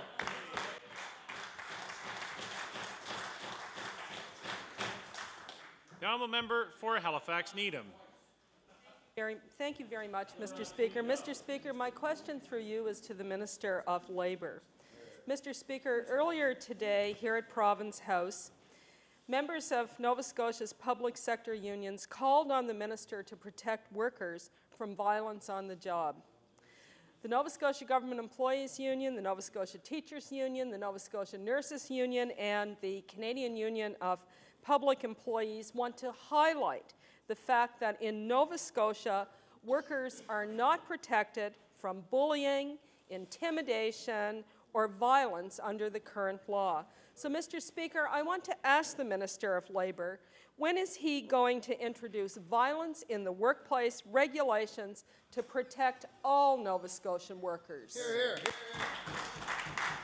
The Honourable Minister of Environment and Labour. Thank you very much, Mr. Speaker, and thank you for the question. A very important issue, the issue of workplace violence, and it's an issue that my department has highlighted as the key issue that they'll be dealing under the Occupational Health and Safety Division this year. I have met November 9th, I believe, was the date, with the Coalition Against Workplace Violence, along with colleagues from the departments of Education, Community Services, and Health, and we talked then about the process that I'd be starting, and I'm pleased, Mr. Speaker, to tell you that this morning I met with the Occupational Health and Safety Advisory Committee, and the process of consultation has started, and we will be presenting, Mr. Speaker, we will be presenting our final plan in March of next year. The Honourable Member for Halifax Needham on your first supplementary. Mr. Speaker, it's been more than 10 years that consultation has gone on around this really important issue. Mr. Speaker, a recent poll of 400 unionized workers conducted by Vector Research shows the type and the frequency of violence against public service workers is on the rise. Half the men and half the women polled had been victims of violence at work. The poll showed that 1/3 of workers and 40% of teachers experience verbal threats, ridicule, or harassment in the workplace.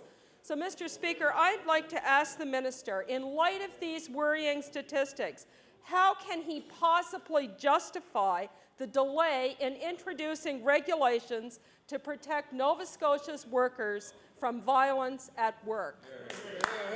The Honourable Minister of Environment and Labour. Mr. Speaker, there's absolutely no delay on my part. We made the commitment that workplace violence would be what we would concentrate on. We are concentrating on it. We're working on it. The discussion process has started already, and it will culminate in March of next year, when I'll be bringing a package before the legislature, and I'll be announcing our plans at that stage in response to the consultation that we're engaged on right now. The Honourable Member for Halifax Needham on your final supplementary. Mr. Speaker, what the minister needs to understand is that as long as there are no regulations on workplace violence, there is no accountability for employers or indeed, Mr. Speaker, for this minister. We will have a difficult time reducing incidents of bullying and intimidation from workplaces if no one is accountable on this issue. So, Mr. Speaker, my final question to the minister is, why won't he reconsider bringing forward violence in the workplace regulations before the end of this year? The Honourable Minister of Environment and Labour. I want to remind the honourable member over there that the occupational health and safety standards already impose a legal responsibility to protect workers. Now, I realize that her question is beyond that legal responsibility, but I want that on the record. Mr. Speaker, the reason why I'm having consultation is I want to do it right, and I will do it right.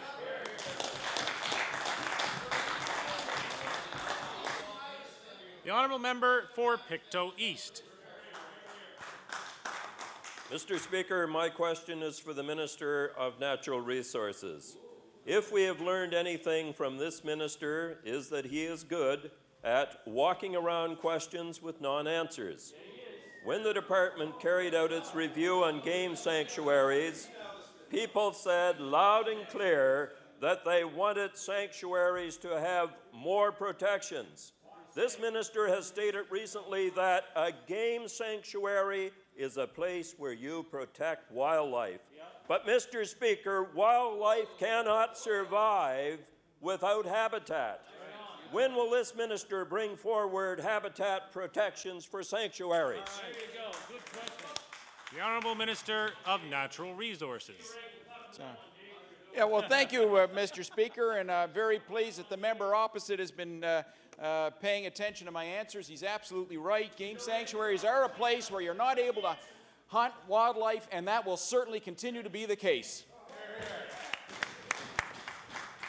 Honourable Member for Pictou East on your first supplementary. Mr. Speaker, we have several guests in the gallery today who are here to seek answers on the Blandford Game Sanctuary. There is a 200-acre clear cut on the edge of this sanctuary, and with no habitat protections in place, clear cutting may soon move into the sanctuary. If the minister is unwilling to change protections that come with sanctuaries, perhaps Blandford needs a new designation.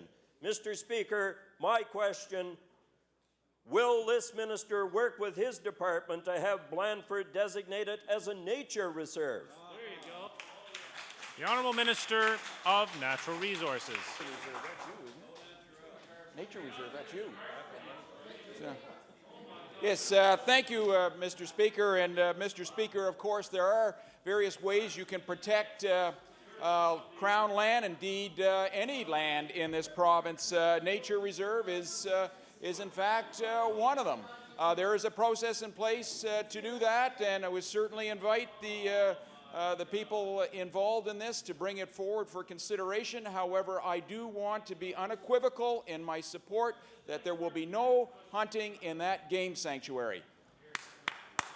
Honourable Member for Pictou East on your final supplementary. Mr. Speaker, I'm getting nowhere with that minister, so I will move on to the Minister of Environment.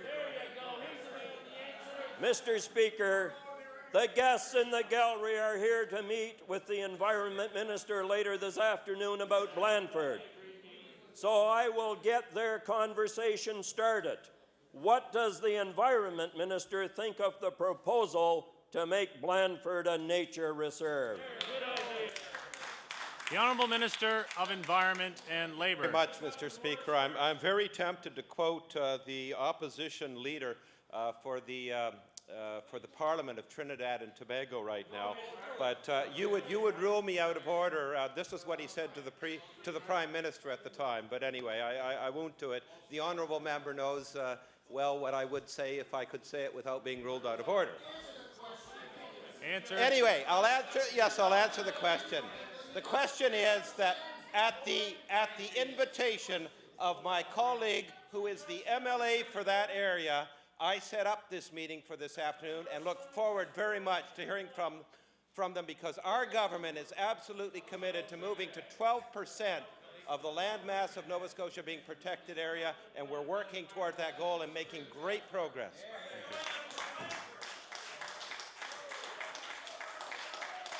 The Honourable Member for Clare. Thank you, Mr. Speaker. Mr. Speaker, my question is for the Acting Minister of Transportation and Public Works. Mr. Speaker, last Tuesday, November 7th, there were 4 crosswalk-related injuries in the city in which pedestrians have the right of way.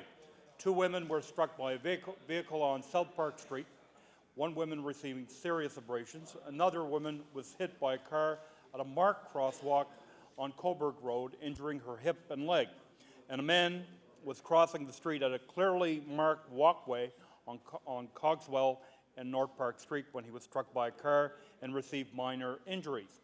So, Mr. Speaker, this subject has been brought up by our caucus in the last 2 sessions, and still we have seen little action from this government.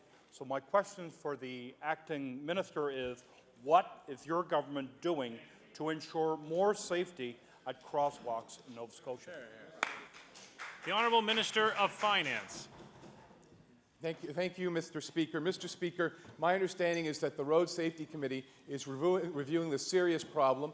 Certainly there is a problem with some motorists not respecting pedestrians in crosswalks. We consider this a serious issue, and that's why the Road Safety Committee is reviewing the matter. The Honourable Member for Clare on your first supplementary. Thank you, Mr. Speaker. Mr. Speaker, fortunately, nobody was killed during these recent incidents. However, there have been well over 500 injuries at crosswalks in Nova Scotia in the last 6 years. Clearly, this is not an issue only in Halifax, but for across the province to address. We need to address this problem, Mr. Speaker. The fact is, pedestrians are being hit at marked crosswalks.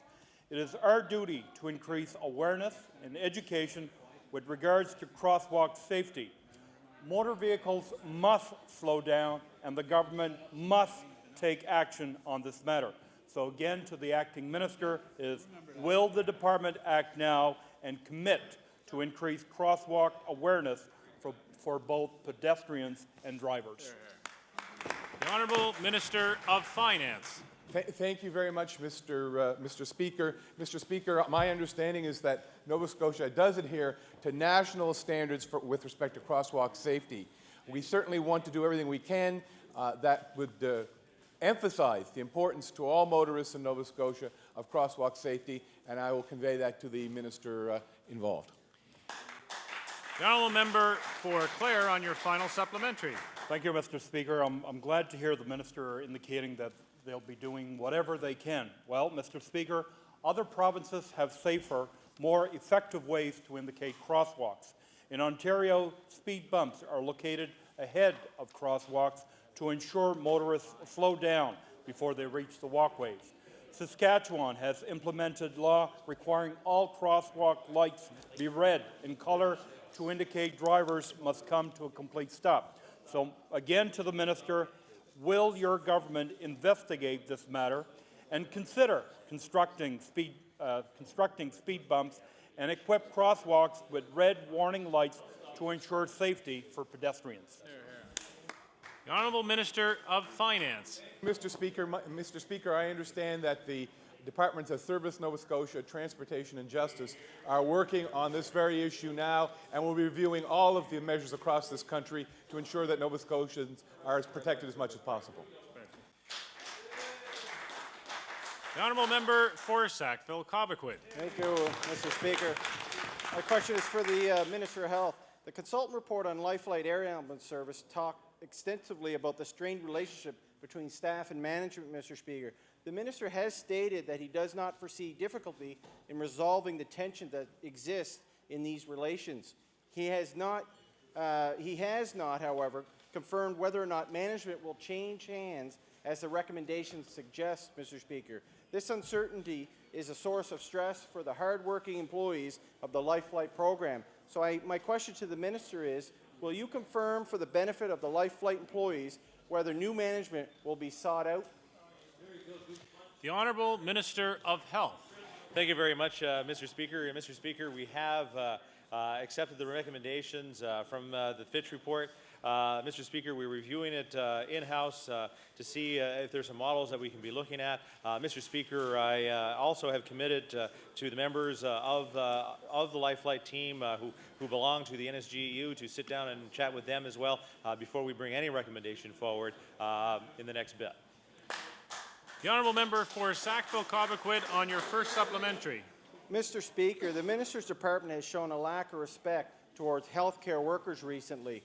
They have allowed hospital workers to come dangerously close to a strike, and now they are allowing uncertainty to prevail in the already stressed-out workforce with the Lifelight employees, Mr. Speaker. So my question to the Minister, when is his government going to show the respect that these hard-working women and men deserve?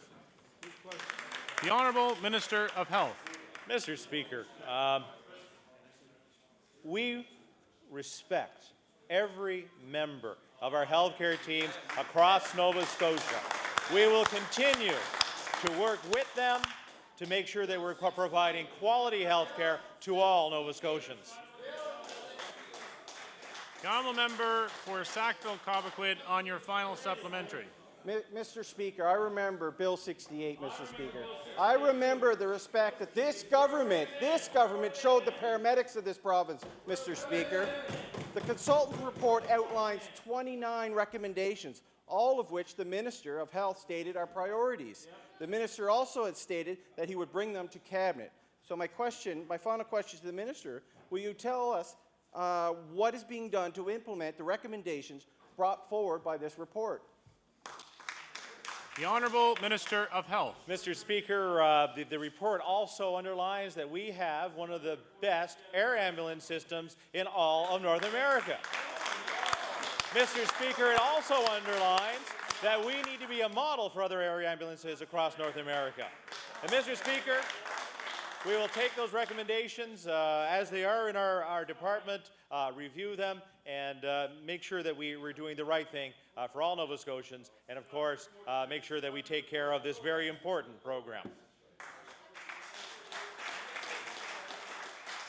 The honourable member for Sackville-Cobequid. Thank you, Mr. Speaker. My question will continue to be for the Minister of Health. The Canadian Society of Respiratory Therapists will be discontinuing their role in providing a regulatory function for the profession of respiratory therapist in Nova Scotia by January 1st, 2008, Mr. Speaker.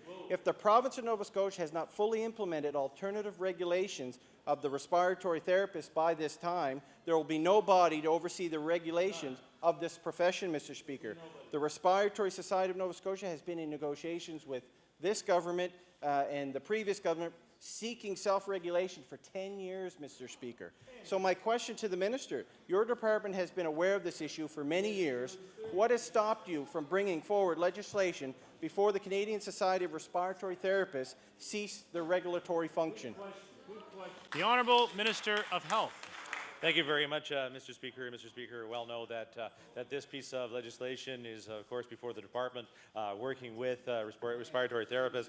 Mr. Speaker, unfortunately, I don't think the piece of legislation is ready for this sitting of the House, so we look forward to working with it over the next number of months. The honourable member for Sackville-Cobequid on your first supplementary. Mr. Speaker, the Respiratory Therapist Society of Nova Scotia has met with senior policy advisors from the Department of Health.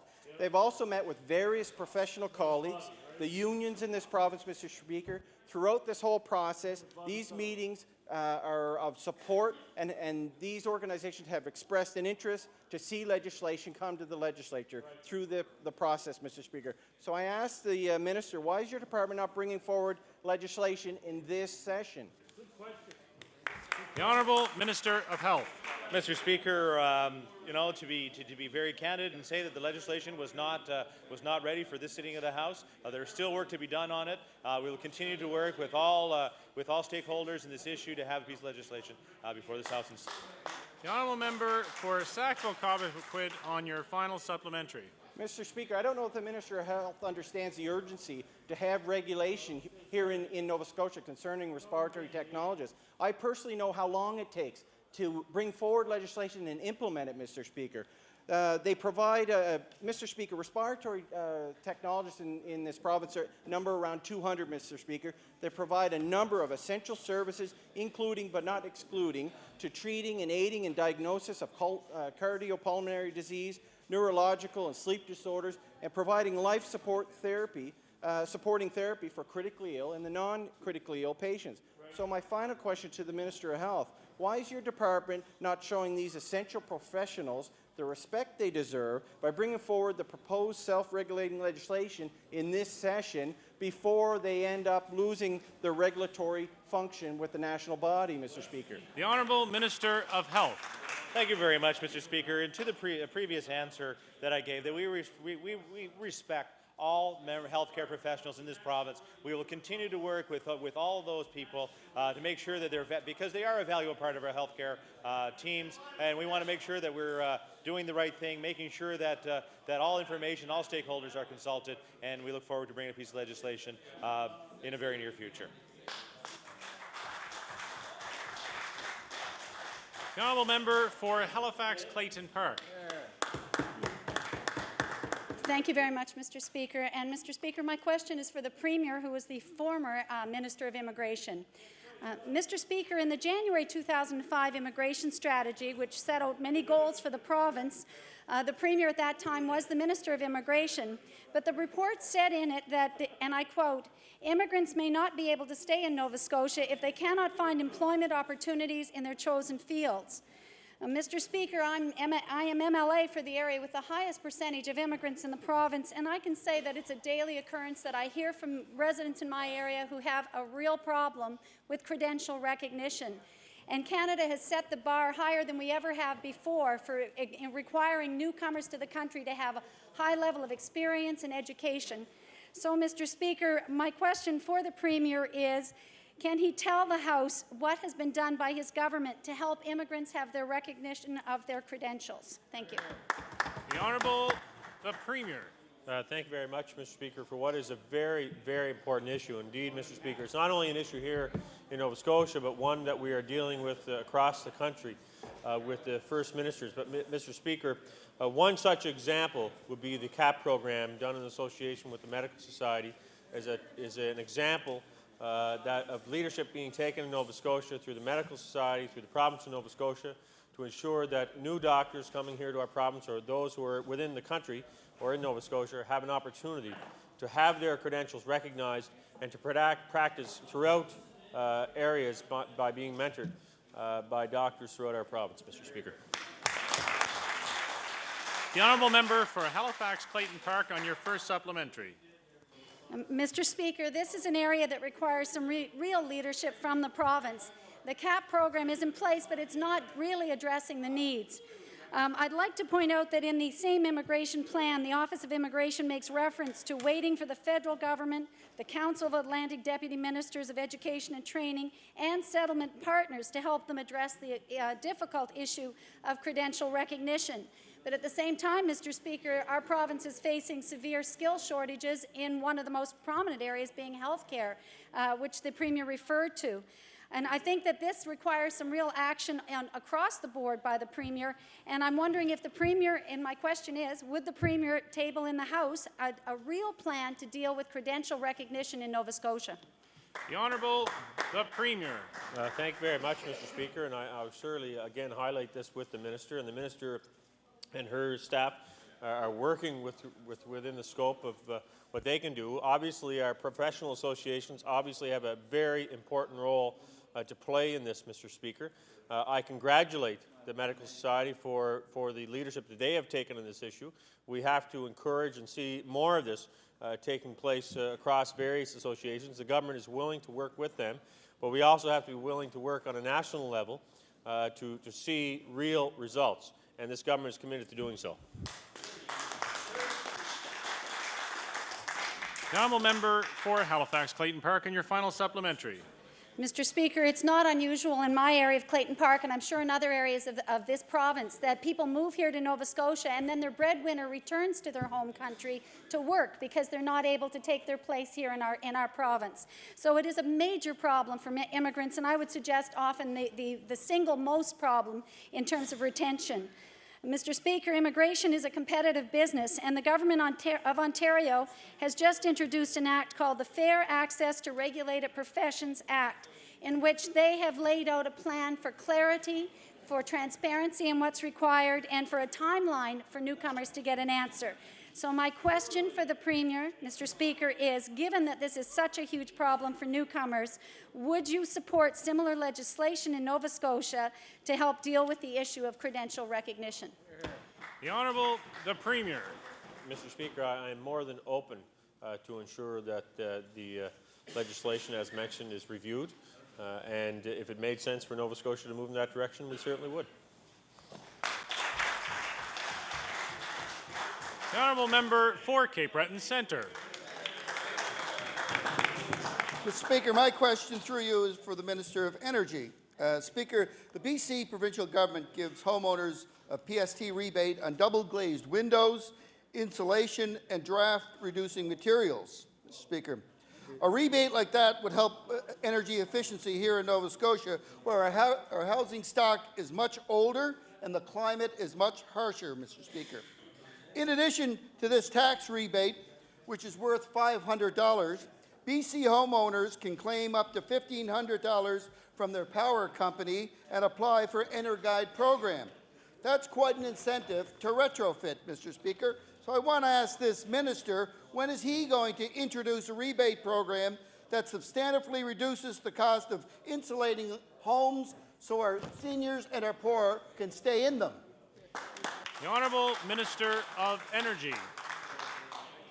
Mr. Speaker, I don't know if the member's been out of the province lately or not, but I want to tell you this government is focused, and Mr. Speaker, this government is offering a number of initiatives for Nova Scotians, Mr. Speaker, and if the member would like to meet with me later on outside of this House, because the list is so long, it would be hard for me to answer the question here. I'll provide that member with a list of initiatives that this department and this government is doing for Nova Scotians, Mr. Speaker. The honourable member for Cape Breton Centre on your first supplementary. Mr. Speaker, maybe I should speak louder. Maybe the minister was taking a nap during the question. He never went a mile close to answering it, and obviously then he doesn't think Nova Scotians are worth the rebates that BC think their relatives, their constituents are worth. That's his problem, Mr. Speaker. This government only pays lip service when it comes to energy efficiency, Mr. Premier. Very, very little do we get. You know, previous programs in this province were designed to fail, and it's similar to what this minister has brought forward.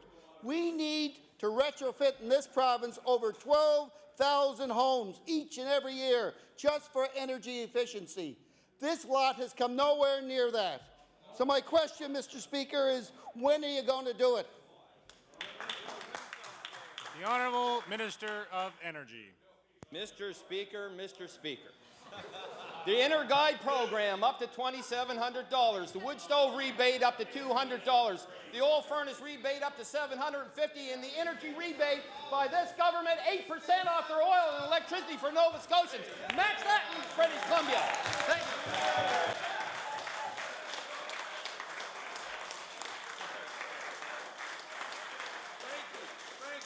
The Honourable Member for Cape Breton Centre on your final supplementary. Thank you, Mr. Speaker. Order, please. Order. The Honourable Member for Cape... order, please. The Honourable Member for Cape Breton Centre on your final supplementary. Only that lot across the way would see giving less to Nova Scotians than what BC give to their people would see that as a good news item. A good news item. You've done everything in halves.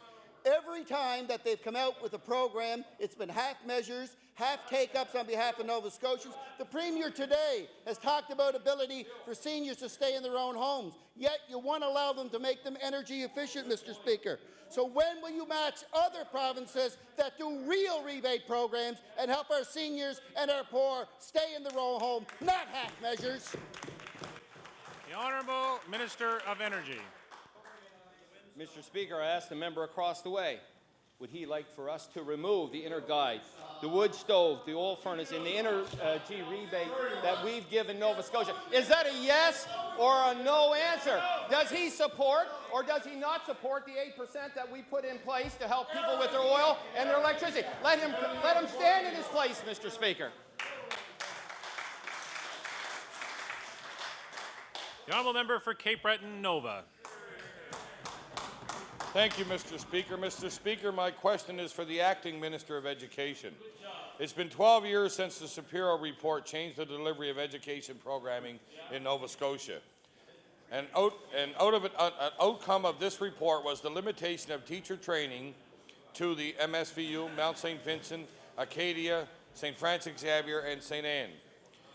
Other regionally sufficient universities like Cape Breton were left out. The same universities that have sufficient minority populations as CBU does. I asked the minister, Mr. Speaker, I asked the acting minister, does he continue to support the exclusion of certain universities from undergraduate teaching training programs? The Honourable Minister of Service Nova Scotia and Municipal Relations. Mr. Speaker, as the honourable member would point, until the Shapiro report, there were quite a number of universities doing very good work in teacher training here, including the Nova Scotia Teachers College, which was shut down by the Liberal government.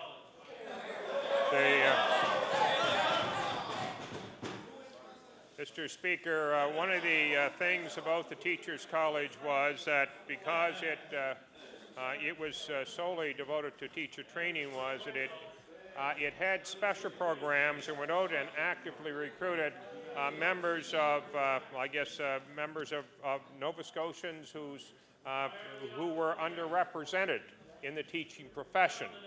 And, Mr. Speaker, they continued to do that in the case of the Mi'kmaq community.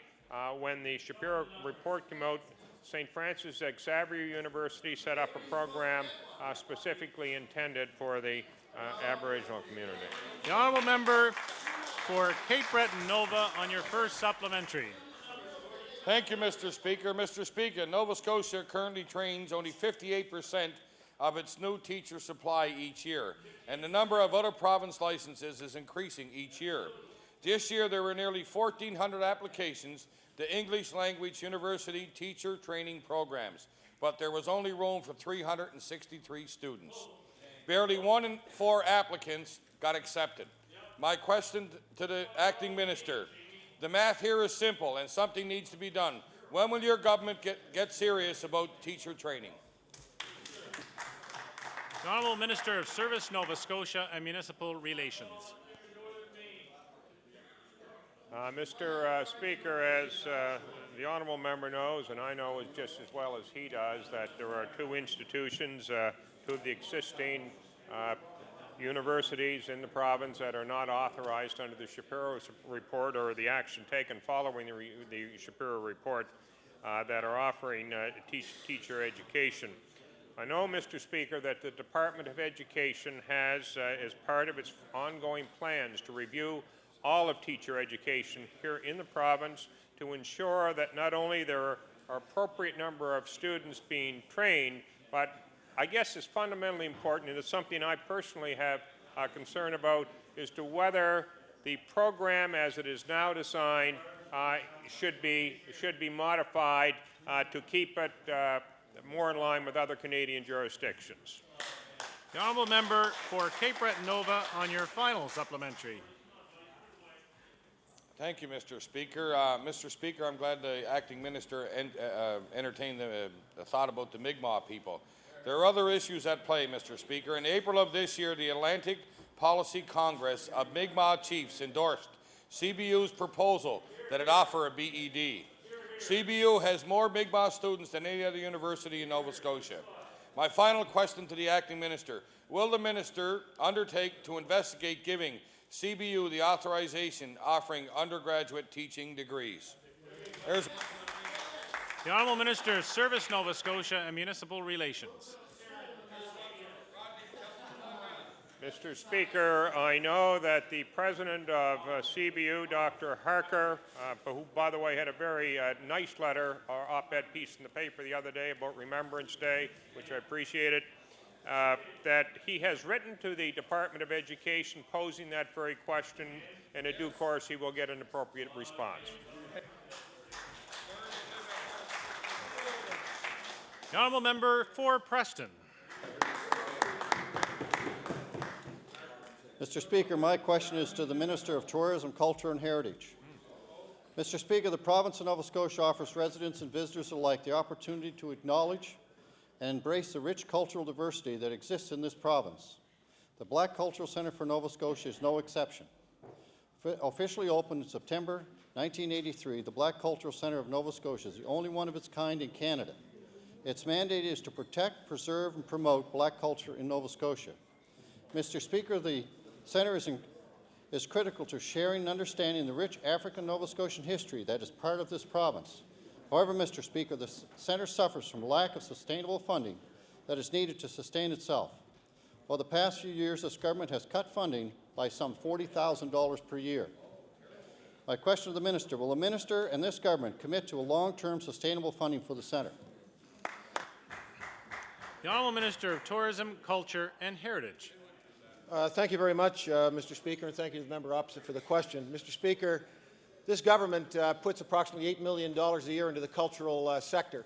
The Black Cultural Interpretive Centre is an important part of the culture of this province, Mr. Speaker, and I am committed to ensuring that the Black Cultural Interpretive Centre remains in a state that they can provide the services they provide to this province and their community, and I will commit to that, Mr. Speaker.